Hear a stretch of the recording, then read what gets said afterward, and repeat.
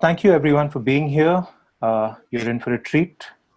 I'm Rahul Bhatia, a journalist, but also someone who, like so many of you, is trying to understand what makes a country ask its citizens to prove who they are. The events of the last year, especially since December 2019, are the backdrop to the talk we're about to witness. That's because the three main people here, Ma, Dilip D'Souza, and Srinath Raghavan, are in a unique position to provide context. Srinath is a historian and a professor. He has written four pretty immense books. And if you've ever tried to find documentation in this country, you'll know how intimidating those books are.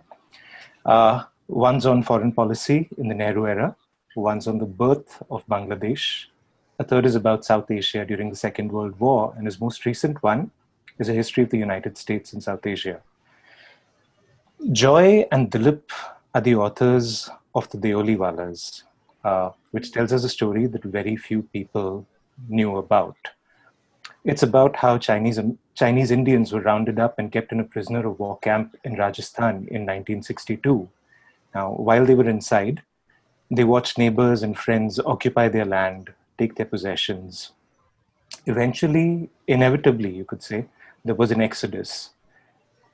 In an interview a few years ago, Joy said something about that time that seems pretty relevant to this moment. These are Joy's words. In the beginning, there was guilt and shame and humiliation. Anger came later. If you haven't read it already, do pick up the Deoliwallahs. It's a pretty great book. Now, before I hand this over to Srinath, a word about Kaarana. This is a community started during the Aadhaar case as a way to help people understand technology developments that were changing India. But I think in time, what's happened is it has expanded to help technologists understand the country that they want to change. And so this is part of an ongoing series of discussions. With that, here's Srinath Raghavan. Thanks, Rahul. Good to see you, if only virtually. And thanks, everyone, for being here today for this discussion. I must thank the Kaarana community for putting this together, Zainab particularly for her enthusiasm in getting us all together. But let me start by actually thanking Joy and Dilip for writing this absolutely fascinating and in so many ways, such a timely book. I've been working on the history of the India-China conflict for a good about 20 years of my life now. And I worked on it for my PhD thesis all the way back. And I must say that this book was a revelation in so many ways. I mean, as someone who's steeped in that literature, at practically every page, I found something new. I learned to see the conflict itself in so many new different ways.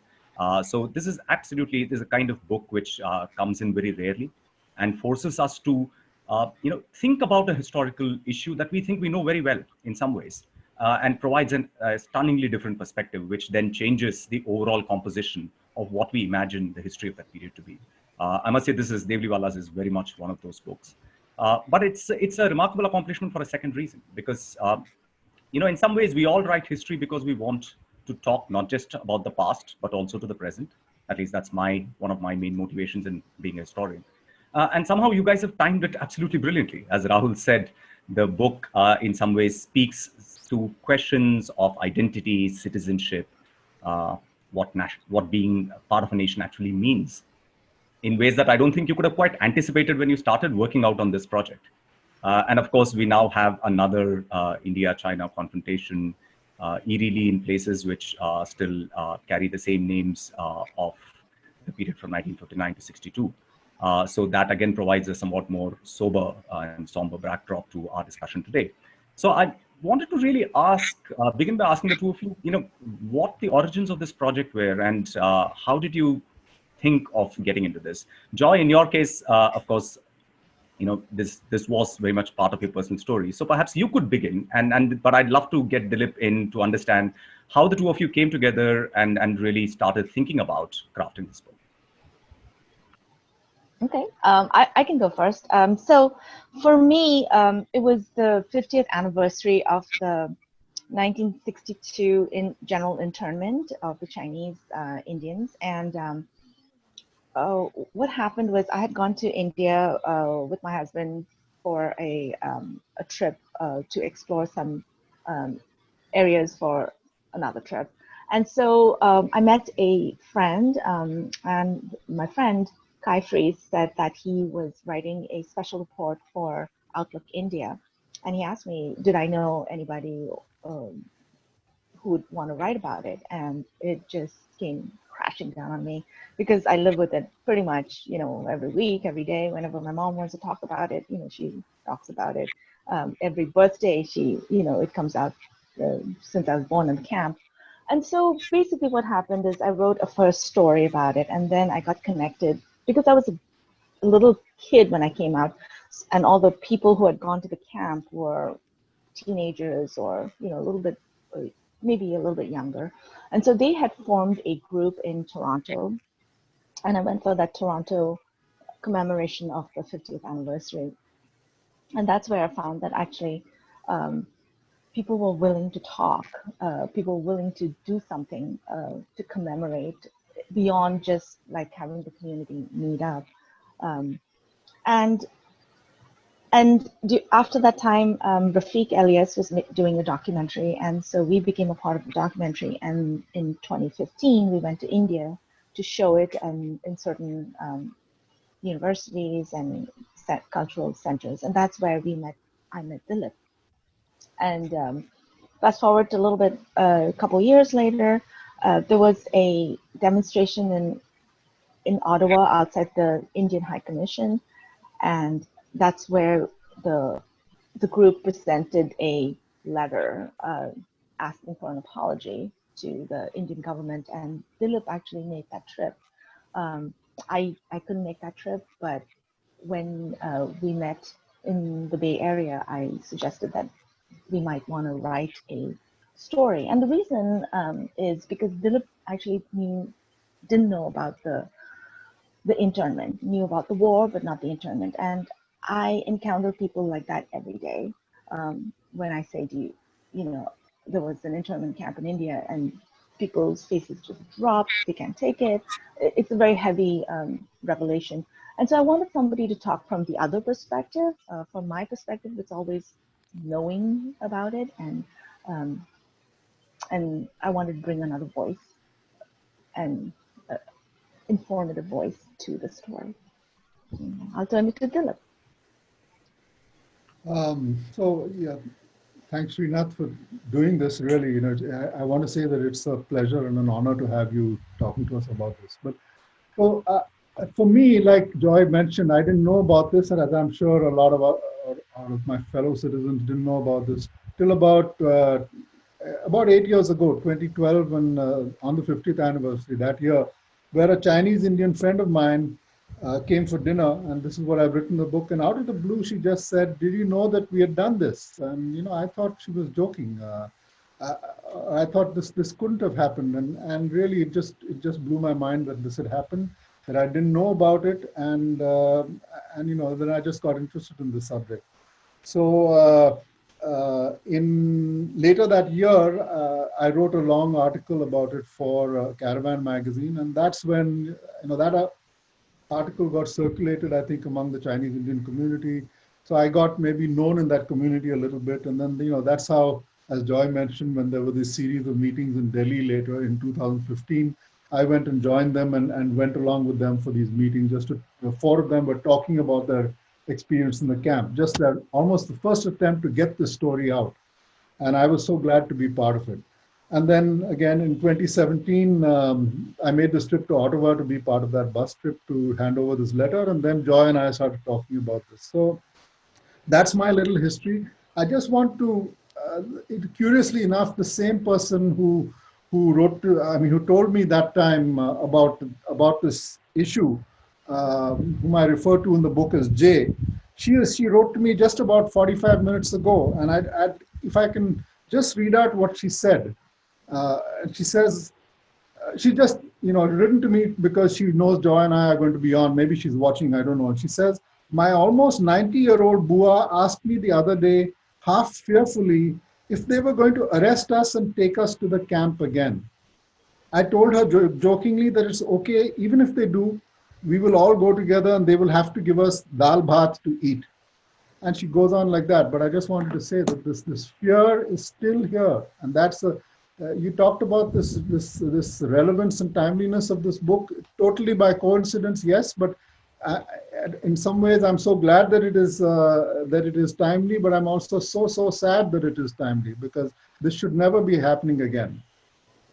So Dilip, in some ways, just to go back to the history of that period, in the book you point out about how the ball is set rolling for the internment of these people of Chinese origin who are in India, and there were about 15,000 of them in Calcutta itself, and in fact there was an association of Chinese in India who were based out of Calcutta, and as soon as the war had begun, they had actually passed a resolution saying that they condemn the aggression of China. They were actually quite proactive because they thought that some of this might be coming. In fact, subsequently, they even write a letter to the government of India forwarding that resolution, saying that, we affirm our loyalty to India. Many of us have lived all our lives in India. We were born in India. We don't have some citizenship papers, but please do not distrust our loyalties or question our loyalties. We stand with the government of India. They even make some donations, actually. Yes. Now, despite this, there is a proclamation which is issued, oddly enough, under the Defense of India Act, which is a colonial era kind of instrument which was used to imprison many of the same leaders of India who are using it against other citizens now, for instance, during the Second World War. So could you just walk us through to what was the context of the time which actually allowed this kind of a legal instrument to be promulgated and for these measures to be taken, whereby 3,000 people were then interned in a camp in Devli in Rajasthan, which is where the book gets titled from. Srinath, from my reading and understanding while I was trying to write this book, so the tensions on that border, our so-called border with China, had been going on essentially for many years, certainly since independence. On and on, there were incidents, where Indian patrol would be intercepted, or Chinese people would come across, Chinese soldiers would come across what we thought was the border, and then we would intercept them, and there'd be some hostilities, essentially like is happening right now. And that had been going on for all those years, and maybe increasing in some respects as 1962 came around. And I think it was just that at some point, Mao, who I got this quote from, said that if Nehru is going to keep on pushing us like this, it would be ungracious on our part, I'm paraphrasing, ungracious on our part not to reciprocate. And what he meant by reciprocate really was to deliver this hammer blow. And so then out of the blue, at least I think to some of the Indian leadership, it was out of the blue that this war suddenly happened in October 1962. They came across they came to what they thought was the McMahon line and pushed our soldiers all the way back. And then in about a month later, they withdrew to their original positions. And that is the end of the war. So this building up of hostility and then this sudden flashpoint of the war was the climate in which all this happened. And by August of that year, 1962, it was clear, I think, that I think the government of India felt like they had to take some kind of action that showed that they were, being proactive, reacting, at least, showing some kind of opposition, some kind of resistance to what was happening as they perceived it on the border. And so one of the things they thought about was, let's try and round up these Chinese Indians, and that will show our population that we're taking some dramatic action. And I honestly think that was the reasoning behind this whole issue. Right.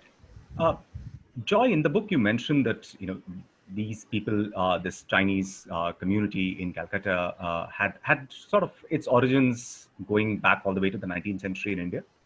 And it's actually around the end of the Second World War that we find that the numbers have actually, reached some kind of substantial figure. And in fact, during the course of my research on the Second World War, I came across this extraordinary CID, intelligence report. In, I think, 1943, there was a demonstration of 10,000 Chinese seafarers, people who had basically come on various ships, got stranded in Calcutta, who actually did some kind of a demonstration saying that, we need to be able to sort of get back into circulation, so to speak. So clearly, the Second World War and that period is a time when the Chinese community in Calcutta, at least in numerical terms, is strengthening. But as you also point out, this community is kind of, initially divided because there are two Chinas, so to speak. There's Kuomintang and there is the people, the communists. By the time the civil war gets over, they have to sort of demonstrate and affirm their loyalties in different ways, given what the government of India wants. Could you just walk us through how the community navigated and positioned itself before these events really hit them? I can speak to a little bit of it because we actually don't know that much, but you're right. I think the two Chinas play themselves in many different countries, and certainly India became one of those. So basically, going back to World War II, there was a mass exodus when the Japanese invaded or went to China and started fighting. So a lot of people got away from Shanghai and they went to Singapore first, and then through Singapore they started making their way. And for some reason, I can't even quantify it that much, but India was seen as possibly because of the British rule there, it was seen like as a safe haven, and Kalimpong actually more than Calcutta. I think Calcutta was a fair amount, but to me, Kalimpong was pretty remote and up in the hills. That place became quite a hub for Chinese because there had been trading from Tibet to China. From India to Tibet for a good many centuries, and so there were Tibetan traders in the early 19th century, and so Chinese traders also came along, and so they would ply their mule trains up and down between Kalimpong and Lhasa.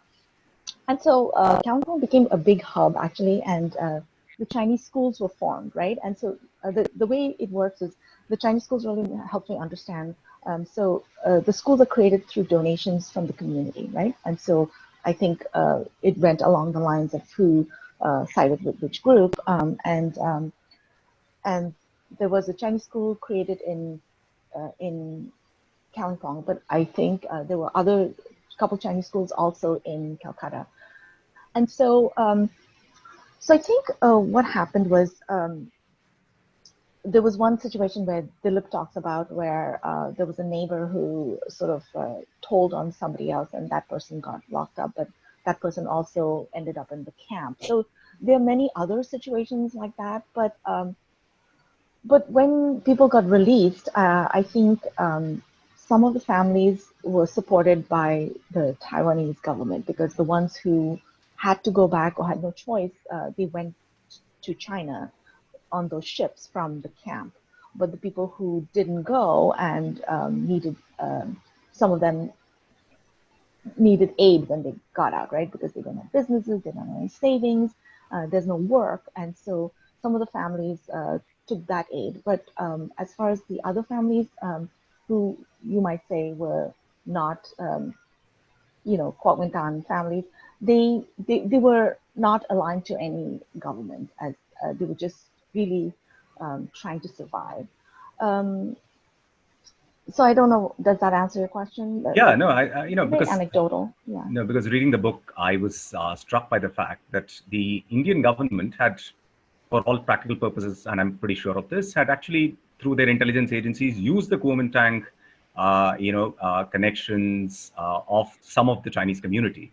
And in fact, the PRC, the People's Republic, actually complains to the government of India repeatedly in the late 1950s, saying that Kalimpong is a nest of spies and so on. And a couple of years ago, the Dalai Lama's elder brother, Gyalud Hundup, wrote a memoir called The Noodle Maker of Kalimpong, where he actually confirms pretty much a lot of this stuff. So in a sense, it seems like, the community actually sort of, despite in some ways supporting the government of India's, whatever covert ambitions were in the late 1950s, paid the price for something that, they should not have at all. And there was no reason to do that. Right. I think it was a small community. You can imagine, the governments are going to, try to find intelligence. But it was a very small community, and I think they were mostly, they had left because they had the means, right? Governments are supporting them. So for the people who were taken to the camp, there was not one who was proved to be a spy, because No. clearly they didn't have the means to leave, and they wouldn't have been able to leave. Yeah, absolutely. So, Joy, could you talk a little bit more about the sort of experience of the camp itself? Because one of the most powerful parts of this book is your attempt to go back to survivors, to talk to people who lived through that period, and really, in a sense, stand testimony to that experience, which I think is one of the great accomplishments of this book, is that it's not just a history, but it really brings the human element out and gives us a sense of what the experience of the camp meant. I understand this is not something that is easily generalizable, but would you just pick up a few things and talk about what you think were the most salient things that people went through in the time that they were there? Yeah, so sure. So what struck me was, at the time I had kids who were teenagers, and they're grown up now.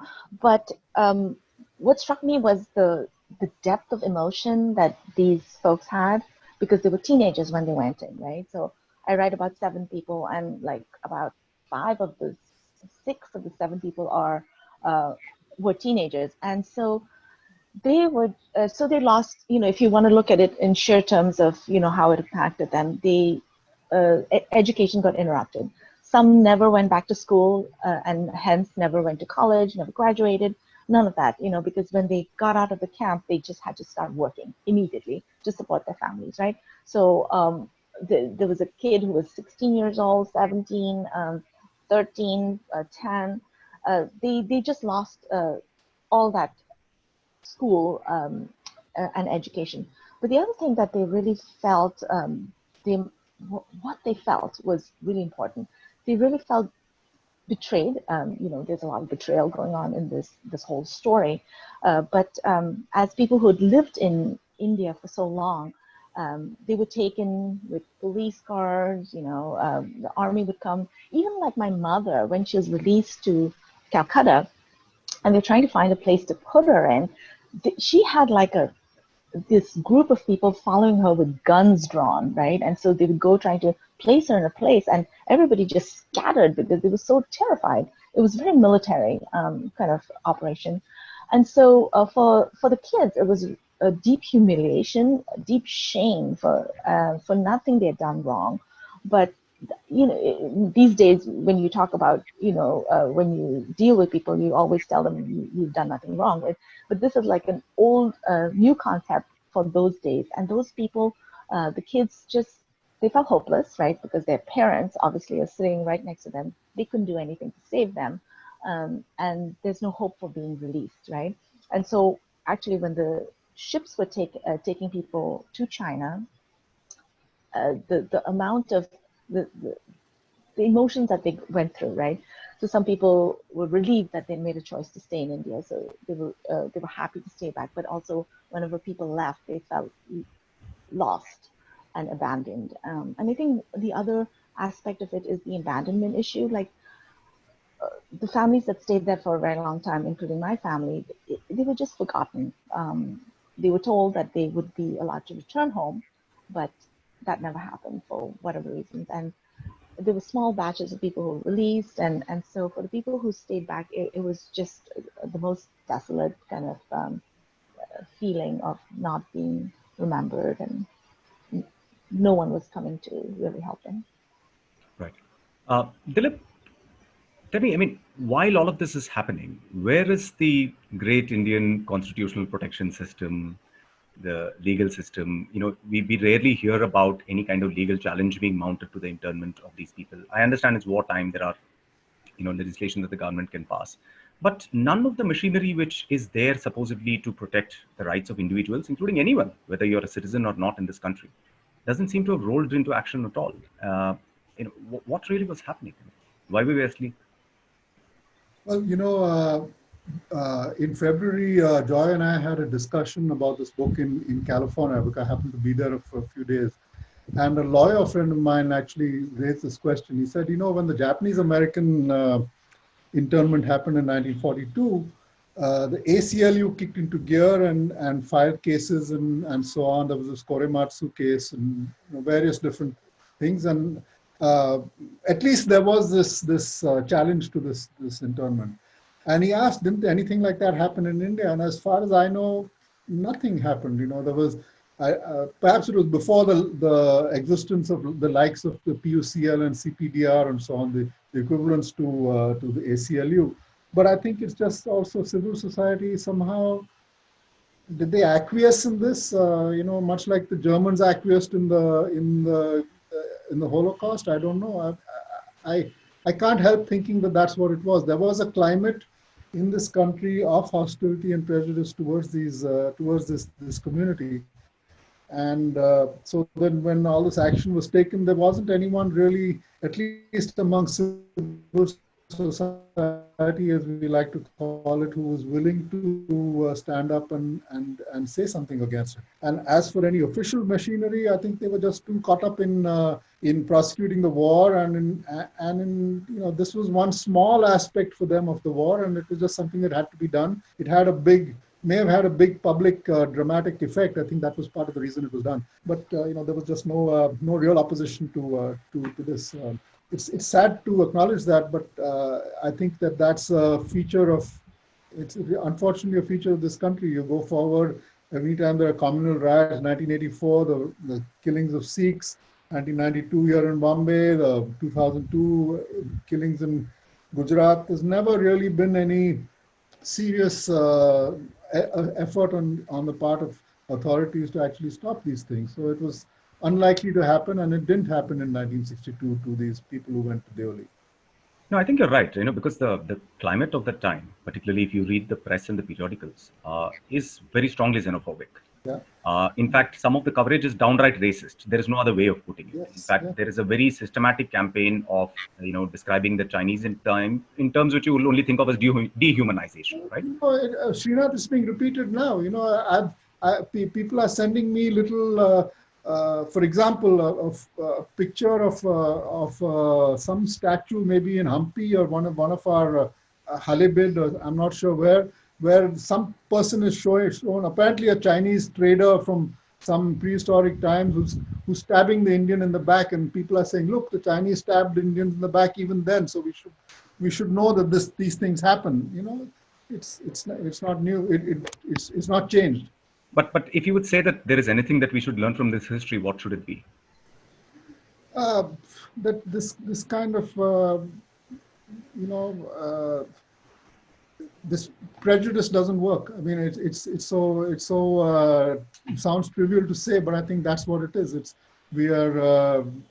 It just causes horrible things to happen, and we should have. I think by now, 70 years later, 60 years later, we should be able to have the perspective to look back on that war, look back on how it happened, look again at our relations with China, our border with China, and look at this huge aspect of what happened to these people who were put in that camp, and say that this was a blot on our country, on our constitution, on our whole image of ourselves as a nation. And I think the time has come to do that. And if we are able to do that, if we are able to in some way acknowledge that, in some way apologize to people like Joy, I mean, I really think it would be an awakening in this country. Peace would break out. I mean, I'd like to say that. Joy, in fact, earlier Dilip had mentioned about the internment of Japanese Americans during the Second World War by the Roosevelt administration. And of course, there were about 100,000 of them who were put into various kinds of camps. That episode had got more traction even at that time and subsequently. And of course, I think it was in 1988 that Ronald Reagan passed a new legislation, which then paved the way for some kind of reparations, etc., and some restitution of the wrongs that were done to that community. I mean, do you see that some such thing is important in the context of the Chinese Indians who were so needlessly put to this kind of an internment experience during the war? Yes, I think it would be really important. Just from even a political perspective or a human. I think there are two perspectives. One's political and one's humanitarian. So I just feel it's very different for countries to be fighting. That's one thing. But you're talking about citizens, what have citizens done to the country? They just live and they make their living, and they're they contribute to society. And so from that point of view, the Chinese in India are doing that. They have deep roots there. They love, the life they have, and they cherish it. Like even for people who leave, it stays with them forever. And I'll read a little piece to you guys at the end of this talk. But it's really important to acknowledge that there was a humanitarian wrong that was done. Whether there's an apology or not, we always hope, but we can't dictate where that goes. But it is important to acknowledge first that it happened, and that's never happened from a official perspective of, yes, it was wrong, right? And as Dilip said, in some ways it is strange that despite the passage of so many decades, we still don't seem to be very comfortable and in our skin in our national identity, right? I mean, there's still a degree of fragility, and we just get unnerved by things which happen around us and start asking ourselves and identifying who's not an Indian, so to speak. That reflex still remains in place. I'd like to open up for Q&A. And I'll request everyone who is on the Zoom call to please post questions in the Q&A tab. But while you are, coming up with your questions and posting them, could I please request Joy to read out some passage from the book so that our, colleagues on the call can get a flavor of both the texture and quality of the writing which has gone into this book. Sure. Thanks, Srinath. So I'll read a short passage from chapter 2. It's Yingsheng Wang within barbed wires. And the reason I want to read this is it'll give you a sense of what we've been talking about as far as who these people are. Yingsheng Wang lives in the Toronto area. He was present at the commemoration of the 50th anniversary of the internment of the Chinese in India. He later became the president of the AIDCI, the nonprofit organization that was set up to connect ex-internees and survivors of Deoli camp. AIDCI stands for Association of Indian Deoli camp internees. Camp internees, that's right. Thank you, Dilip. Yingsheng is as comfortable with Hindi as he is with Hakka, often breaking out into an old Hindi movie tune as he did on the bus to Ottawa. In Rafiq Elias's documentary, Beyond Barbed Wires, Yingsheng speaks in Hindi. He reveals that the officials in the camp were shocked to hear that the Chinese could speak Hindi. They had expected a group of foreigners who could not communicate with them. Having grown up in India, immersed in its culture and language, it was also a shock for the Chinese who first arrived in the camp to learn that the camp officials in that remote part of Rajasthan knew nothing about them. The wide gap in knowledge and the lack of information about the Chinese interned in Deoli would take years to sort out. Sheng now reminisces about the day decades ago when his family first heard about their fate and what was to be a long journey from which some did not return. In 1962, Yingsheng's family lived in Shillong, the capital of what is now the state of Meghalaya. On 19 November that year, military personnel went to Don Bosco School and rounded up the Chinese students. Andy Sher, whose account appears later in this book, was studying in Don Bosco and was among the students taken by the soldiers then. I was 16 that year. I was born in Calcutta and sent to Shillong when I was 13. That day seems a lifetime ago, Yingsheng says. He and his family were unaware that the students were being rounded up until a neighbor came to their house and told his father, "All the Chinese students are rounded up in the school today. Your family must prepare to leave." The next day, on November 20th, a group of 6 to 8 soldiers came to his house. He remembers it was close to 4:30 in the evening when they knocked on the door. The soldiers met his father and told him the family was to come with them and to take only a few belongings. They were told to take a little money because they would be released in a short period. The whole family was arrested that day: his father, mother, 4 brothers, and twin sisters. Pause there. Srinath, can I just Yes, please do come in. Yeah, underline a couple of little points that she said? sure.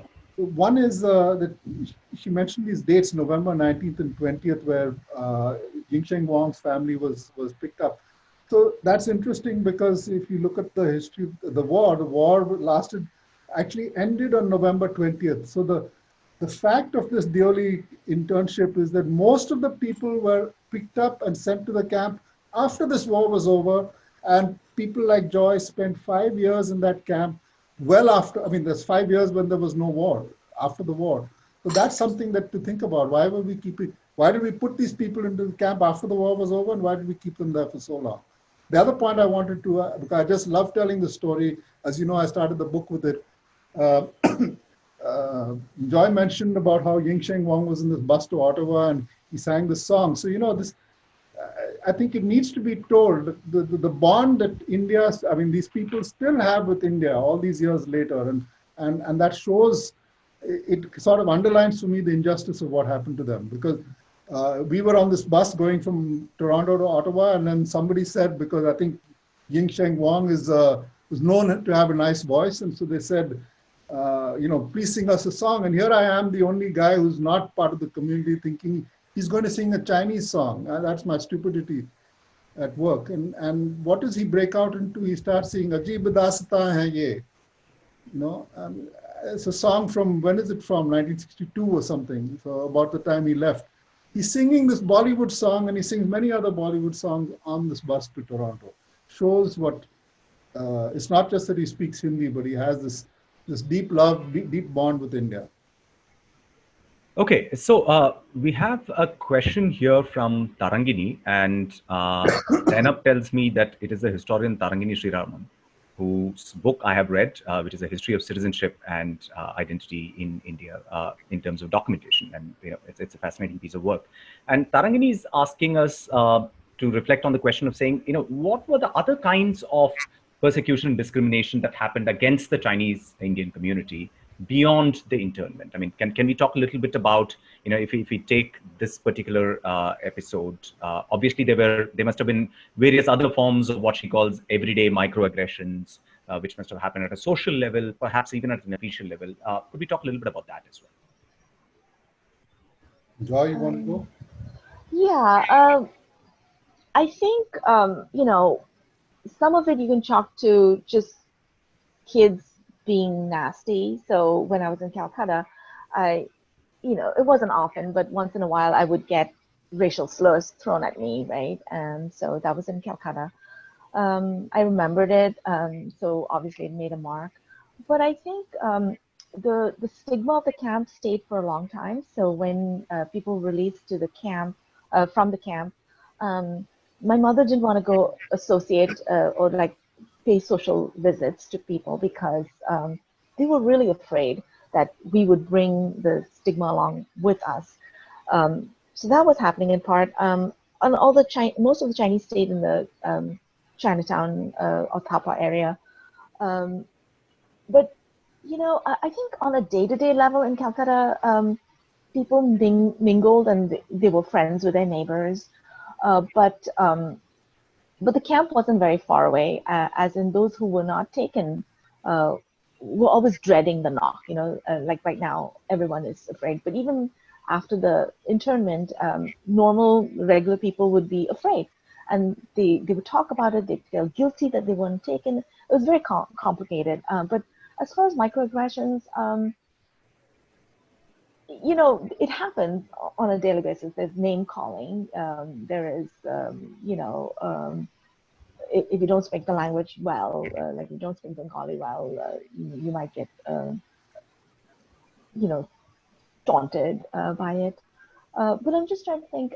It was just, you know, the way my mom says, she just felt like for the 10 years, the first 10 years in Calcutta, there was a deep anti-Chinese, like it was simmering kind of attitude towards the people who were of Chinese origin. For me, as a child, I was sheltered from it because I just went to school and, you know, these were my classmates. And I didn't feel it as much, but she definitely felt it. And a lot of people were harassed by the CID. The people who came out, they would follow the men around. My father was followed a lot. And so those types of things, I think it was for people who were asked to quit India and those who chose to stay, it was very, very difficult.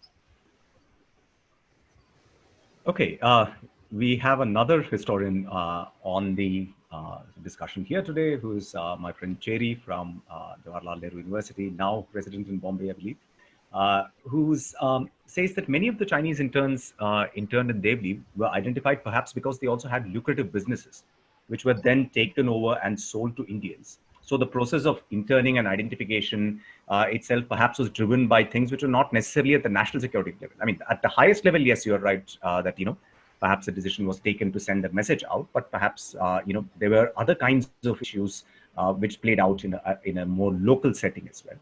The second thing, and then Dilip, perhaps you may want to talk about this a little bit, is he says that Devli camps were modeled on the FDR's camps for Japanese Americans, right? I mean, so in a sense, the Indians quite consciously took that model. And Cherry wants to know how these models of identification and internment kind of, move around. And perhaps, these are the sort of longer term institutional, practices that are now being played out in places like Assam in the context of the NRC and such like. Am I going for that? Yeah, why don't you answer that, and then Joy, you can take a crack at that. So I think to say that the camp was modeled on the Japanese internment camps, I'm not sure if in its physicality it was not, because it has a history going back to the 19th century. The camp was set up by the British and has a long history of was used for German POWs and in the Second World War for Indian freedom fighters and all. So I don't think it was it was not a camp that was built based on what was built up for the Japanese interns in 1942. But this whole idea of interning, of putting people into camps was, has its parallels with the Japanese internment. So, and I think it's instructive also to look at what's happened with that camp afterwards. So it was used for at the time of when the Chinese Indians were there. There were also, as Joyce, in one of Joy's stories, somebody talks about how there were Pakistani POWs also there. There were some Tibetans people also kept there.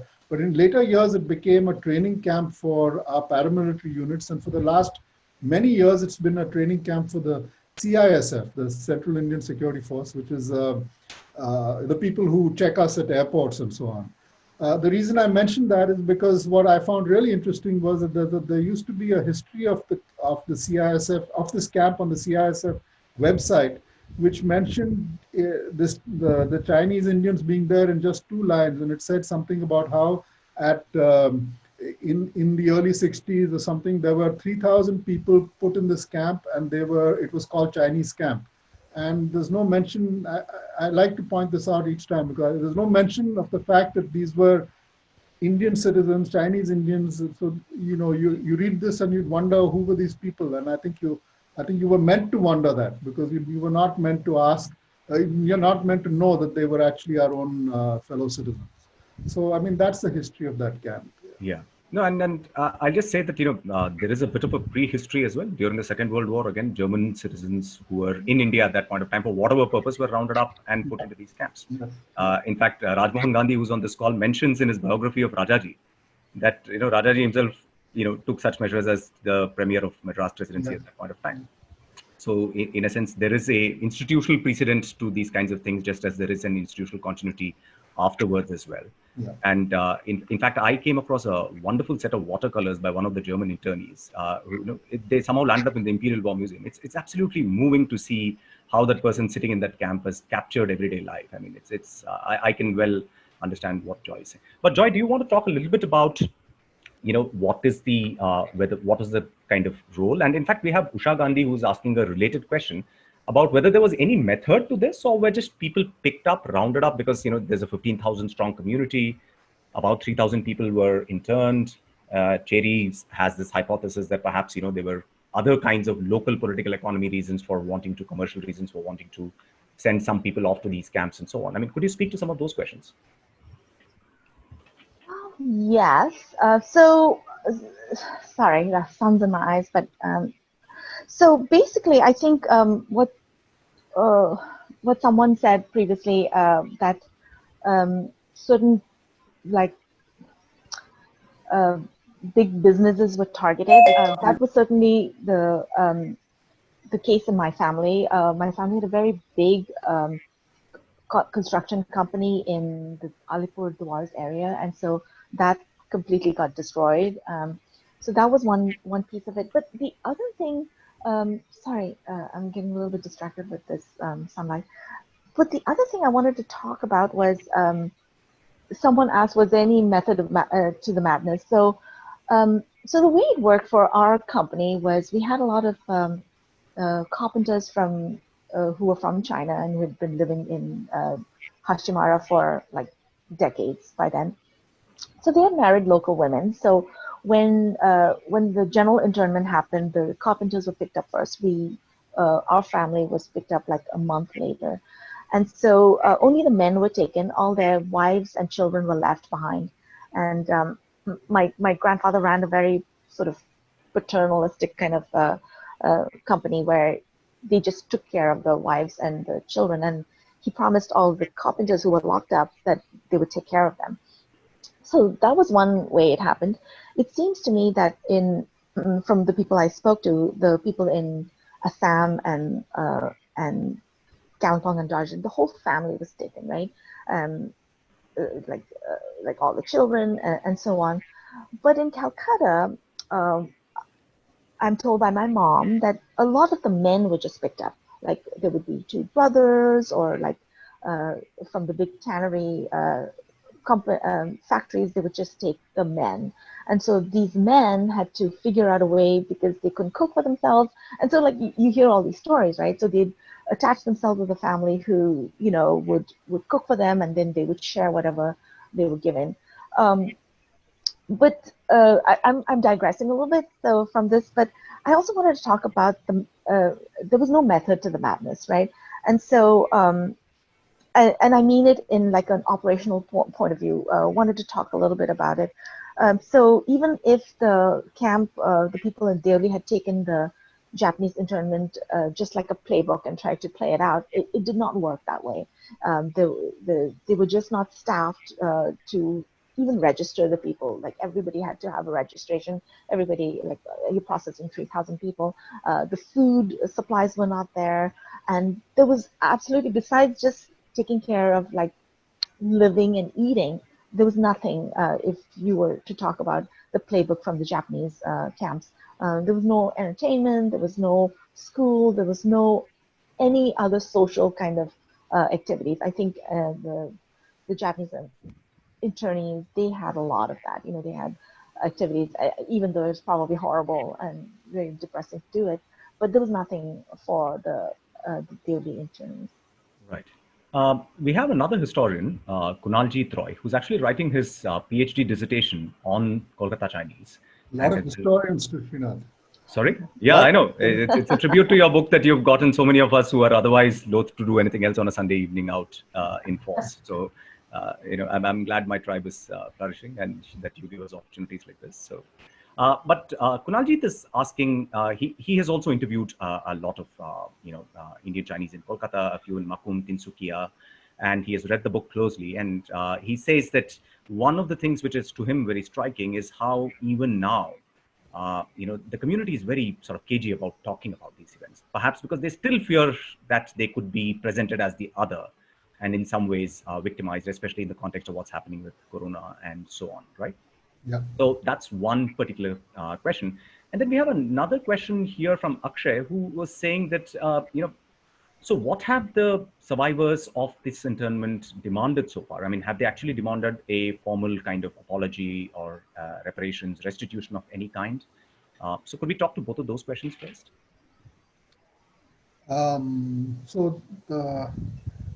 About the demands, I'll let Joy expand on that too. But as far as I know, there's just been this one. It took a while for the community to come together and say that we'd like to demand this apology, to ask for an apology. I mean, I think demand is too strong. So what the form it took was this bus trip that we talked about earlier in 2017, where they went to Ottawa and went to the High Commission, and they had this letter printed out which is addressed to Prime Minister Modi saying we would like an acknowledgement and an apology for what happened to us in 1962. too. And so I want to underline again what happened there, because these they had informed the High Commission that they were going to come with this letter, and that at a certain time on a certain date. But when they get there, the gates were locked and they were not allowed in. And somebody standing at the gate said, "We have no orders to accept any letters from you." So we spent, they spent, I keep saying we because I was also there, but spent about 3.5 hours standing outside, holding up placards and so on, and then eventually left after taping the letter to the gate. So frankly, I don't think that letter was read by anyone. So that's what I mean. It was this demand for an apology is really just it's like a plea that's I've fallen on deaf ears as far as I know. I'd like to think that the community is going to ask for an apology again, or in a larger form. I don't think there is any such move. Joy, can you correct me if I'm wrong on that? Yeah, there's nothing currently planned as far as I know, but I do want to say that before that Ottawa trip, around 2000 and after 2012, they had written some letters, a letter to the government at the time, so the Congress government, I guess. So they had written it and they addressed it to the president, Manmohan Gandhi. Sorry, Small thing. Manmohan Singh. Sorry. Apologies. Um, so it just went into this pile. I don't know how they sent it, but that letter had gone in. So there were two, I guess, requests or for apologies. What is the other question? The other question was about the caginess of the community even today when they want to talk about these memories and so on. I mean, is there still a feeling that somehow they could, even in the current context, be treated as the other rather than as someone who's an integral part of this country? Again, I think Joy should answer that, but I'll just give you one little data point on that. Again, just before this, the same Ottawa bus trip, as they were planning it, there was a mail that came from somebody we know in the community here. In fact, the same person whose little message I read out earlier today, saying that there is you're planning all this and that's good, but you got to remember that there are repercussions on us here in India. Even, there are people knocking on my door even now, just by the way, and asking me about my papers and so on. So when you do this kind of thing, keep in mind what's going to happen to us in the community to India. And so they are definitely worried. I don't blame them for being cagey, is the word you used. That's the reality for them. Yeah. Joy? Yeah, definitely to address that caginess. Everybody in India is absolutely not in a good place. They feel very worried whenever anything happens, on the border, whether we groups like us speak up.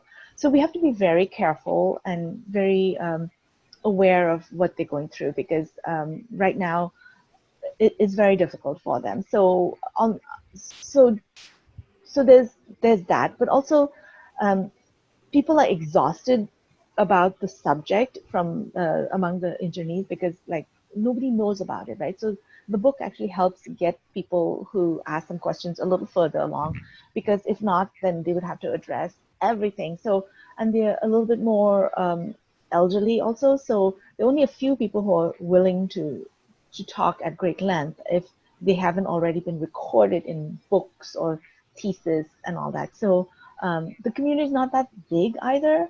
And so that's the reason why you're not going to get a lot of spokespeople. Spokespeople are going to be have to prepare themselves mentally to talk about it. And also the people who usually go for the community picnics, it's all like rolled into their experience. They don't like, sometimes it's not such an existential question for them. For example, like there's this little lady I met, and her daughter is around my age, and she calls her daughter Deoli because that's her name. She was born in Deoli, and everybody knows her. And they're like, oh yeah, Deoli so and so. Yeah, we know who she is. Even her email, has that. It's so people they survive. People are survivors, right? They're very resilient, and they have conquered all this.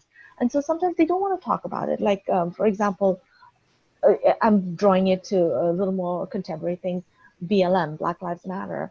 There's some people who don't want to go there, and there's some people who want to take it further. So you're going to have these people who don't want to dig up the past and dig up everything. They feel that they have got it to a certain place and they're all right where they are. Dilip, we have a question for you from Anushka Gupta, who's following this discussion on our YouTube streaming. And Anushka asks how you perceive the question of citizenship in the context of majoritarian politics playing out in India today, and whether you believe there is a graver threat than earlier times, especially because institutional redressal mechanisms also seem to be compromised. Zainab adds another important point, which is to say that, perhaps now the Indian state, because of various modern methods of streamlining identity, is even better positioned to target individuals and smaller groups and deprive them of, the normal rights that the Constitution affords to everyone. So do you want to talk a little bit about these issues? Well, of course, I think it's. I mean, the threat is still there, and I think it is worse, and it is true because of things like Aadhaar and computerization of records. All that makes it so much easier to do what happened in 1962. So I think that's there's no question, and these laws that we've seen in recent times, this CAA and the NRC, are a threat to citizenship, and for this reason. People say, there's nothing wrong with the CAA. No Indian citizen is going to be threatened by the CAA. Well, if you want to take that attitude, I mean, I have a problem with it being discriminatory anyway, excluding the Muslim immigrants, whatever it is, illegal immigrants. But that apart, our Home Minister told us explicitly, you've got to remember the chronology. Aap chronology samajh lijiye. We're going to have the CAA and the NRC by his own admission. And what that means is that if there's a guy, let's say there's you, Srinath, and there's my friend Gulzar, who by his name you know is a Muslim, and they both of you have lost your papers after the CAA and NRC are in place. You can say, look, I'm an immigrant from I was pushed out of Bangladesh, let's say, persecuted and pushed out, and you will get a fast track to Indian citizenship. Gulzar does not have that fast track. So that's the problem. And I think that's that whole question that it raises of who is a citizen, who becomes, how do we define citizenship, who's a foreigner, how do we define who's a foreigner, all those questions that were raised and answered in 1962, answered by all those different laws that you mentioned earlier, are again in focus because they're going to be raised again. I mean, we have in Assam what are called foreigners tribunals. There are people who are deciding who's a foreigner. I mean, so this is a reality today. We are building detention camps in Assam and elsewhere in this country. This is a reality today. There is the potential to do it on a much wider scale is here today, and that's what I'm so frightened about. Anushka has a follow-on question for you, which is that, in the discussion you had mentioned that one of the reasons why this internment actually went unchallenged and, there's practically no questions asked of the government for, doing this was that, the complicity of civil society and perhaps even the general public or acquiescence in a situation. And she wants to know whether government-backed propaganda had a role to play in furthering this perception. And how did this whole narrative get created, actually? Well, I don't know if there was any government-backed propaganda against Chinese Indians. I mean, as you yourself said, there was a lot of, if you look at the papers of that time, there was a lot of xenophobia, and that was, I think, fueled by or at least helped along by the government of the time. It was easy to just be xenophobic about this other country that was getting ready to invade us, so we heard. And then that was therefore easy to translate to action against people who look like those people who've come from those soldiers are going to come from that other country. So to that extent, I think it was, I mean, the administration of the time had a role to play. I think, again, that's what's happening now. You look at the rhetoric that we see today around us. It's not just civil society, but you look at what the kind of rhetoric that our leaders talk about. We have a minister who said boycott Chinese food. I mean, what does that mean? That the Chinese Indians who have nothing to do with China, and in fact, even Indians, not even people who look like Joy, who run Chinese restaurants, are suddenly going to be out of business because of this foolish call. So, and a responsible member of the government says this, and he's not pulled up for it.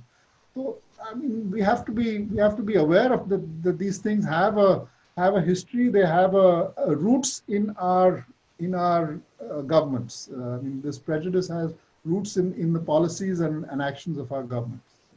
Yeah, so one of the interesting ways in which the post-war sort of propaganda or narrative was managed by the government at that point of time, which I came across in a letter, was very interesting. Jawaharlal Nehru's sister Vijayalakshmi Pandit was the governor of Maharashtra at that point of time, and she writes a letter to him in early January 1963, saying that I've just met this very impressive young filmmaker called Chetan Anand. And why doesn't the government of India subsidize him to make a movie of the sacrifice made by our soldiers against the Chinese in the border? That's what leads to the making of the film Hakikat, which incidentally is one of the better kind of war movies made in the Indian context. But nevertheless, we have to see it for what it was.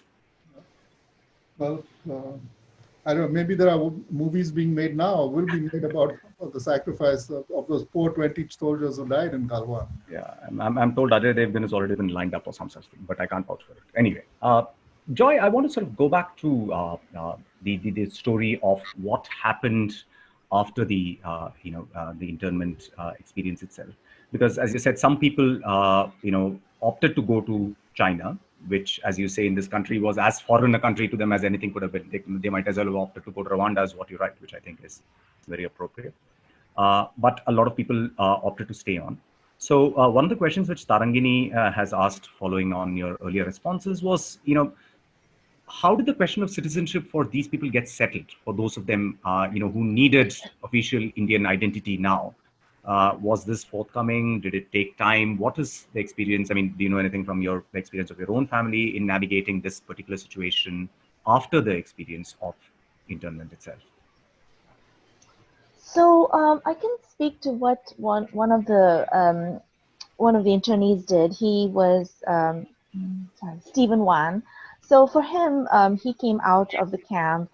He worked a little bit, and then he decided to go to Canada. And it's been, I don't know the details of, how he had his papers clearly. So he went to the consulate or the embassy in Delhi for his interview, and he was granted. So I think at that time, Canada was looking for skilled workers, and a lot of the Chinese who worked in the shipyards were able to immigrate. The other batch of people actually left right before 1962 because things were not looking very good. But on the other hand, my mom tells me that because you have to understand, my mom, the family lived in quite a remote part, so they were a little bit cut off perhaps from all the buzzing that was going around in Calcutta. So basically from Calcutta, there was a mass migration of skilled workers, like skilled office workers, because they had to help rebuild, Britain, or Britain needed people at that time. So a lot of secretaries, office workers, those folks left. They were also probably granted citizenship through the UK. I think that was their path. But for other people after the internment, they just had to prove their papers. There was nobody came and said, hey, you guys are political prisoners, or like you deserve to be considered refugees. So everybody who immigrated to Canada did on their own, and so there's huge population of Chinese Indians in Toronto, lesser in Vancouver, and so once one person goes, they are usually able to sponsor their family. So I think for the people who came from the camp, it was a no-brainer. They didn't want to stay. They felt the country had nothing left for them. If anything, it was just more misery if they stayed on. And they were young, and they had their skills and their labor, and they were able to leave. My dad, on the other hand, because we had a big company, and then he was owed payment for a certain project. He decided not to go, and that was actually probably really very, it was the most difficult thing for him. So sorry, does that answer what you were saying? Yeah, sure. So Dilip, a last question, which perhaps I should pose to you, and Zainab sort of has been thinking about this, which is to say that, how do narratives like the ones that you put out, historical narratives, accounts like the Deoliwallahs, really help us frame or reframe older kind of ways of thinking about and understanding certain histories, right? In this case, of course, the history of the perhaps. And it's something that as a historian, I constantly wonder, because at some level, much of the work of people, and mea culpa, including me, is very much tied to what the official archive manages to capture. Whether we like it or not, history in some ways turns out to represent the more stentorian voice of the state rather than other voices. And in recovering these kinds of voices, I mean, what do you think such narratives can really do to help us, recraft a sense of what that history was about? Srinath, yeah, it's true. History, I'm no historian, but I always wonder about this. History is, the easy thing to say. It's the history of the victors. It's the history of the winners. But it certainly is the history of the most stentorian voices. So therefore, I think it was really important for us, for Joy and me, for Joy really to write about these stories of these 7 or 8 people who were in that camp. So this is not just something that happened and it's kind of a historical, maybe turn that Deoli into a museum and you go there and visit. I mean, there were real people who were lived there, who suffered there, whose lives were destroyed, and we need to know how those lives were destroyed. And that is why, to me, when I was doing this writing of this book, thinking of writing this book, it always struck me, what am I going to be able to say that is authentic? Because I wasn't in that camp. I'm not part of the community. How easy is it going to be for me to talk to people? So I was glad to jump on Joy's bandwagon for that reason, because then, Joy is able to tell those stories with some authenticity.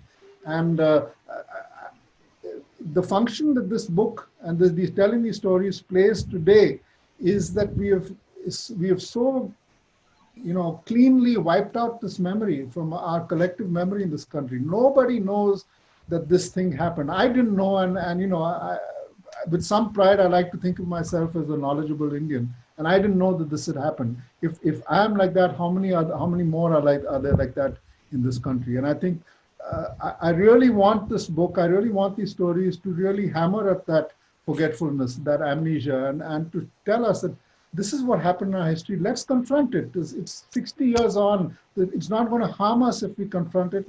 I think it'll benefit our country. It'll make us a stronger, a more compassionate, a wiser country in many ways. If we are just able to look back and say, this happened, we are sorry that it happened. I'm sorry to rant like this. Maybe it seems like I'm ranting, but this is really close to my heart, Srinath. And this is why I wrote this book. Joy, can I turn to you? You were the youngest member of that community. Now you've given us this account, which really, as I said, stands witness to what happened in history. Joy, can you also quickly tell them why you're called Joy? Sure. So my poor mom, when they were picked up on January 25th, 1963, she probably didn't know she was pregnant. They stayed they were put in a camp for a month before they went to Deoli. And one of the first things she went to Deoli, she found she was pregnant. And so she didn't have a good time, obviously. But she stuck, when she met a good doctor, the doctor was very, doctors being a doctor and kind to her and gave her vitamins and so on. And so when they had, so here's the story. So my mom had to get a pass to go to the hospital to have the baby, right? She had to go alone, walk by herself. Dad couldn't go with her, and she delivered the baby, me, and they were so happy. They named me Joy Joy, so double joys for a miserable, at a miserable time they had a moment of pleasure. So that's why I'm called Joy. No, but I distracted her from the question, though. No, I was just wondering, Joy, I mean, any thoughts, any final thoughts on how do you hope that this narrative will help us think again about that particular period? It's really about awareness and education. So I think that's our biggest challenge right now for all the people who are connected with Deoli, whether they're ex-internees or descendants of that group, because it affects them. So we would obviously like acknowledgement and an apology in some distant future, but right now we need to get this in the history books. We need to be a history book that stands out, and it's really about having that awareness that as Dilip said, makes you a better person, and also makes brings people together through our suffering. We want some good to come out of it. No, absolutely. I really hope this is the beginning of a serious attempt to come to terms with this particular historical blot in our record. And the fact that there are so many other historians in this discussion today who are working on various aspects of it, who are interested, gives me a lot of hope that there will be more to be written, to be done.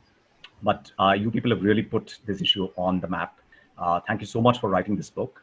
I'd once again just like to thank the Kaarana community and Zainab for giving us this opportunity to celebrate Joy and Dilip's book. It's a wonderful account. I've seen many of you who are here writing in the comments saying you're already enjoying it a lot. Those of you who haven't got your copies, please rush out. Unfortunately, there are no book signings thanks to COVID, but it's a wonderful read and it's a story that deserves to be read, told, and to be understood and really remembered in these times. Thank you very much. Have a very good evening. Thanks a lot. Srinath.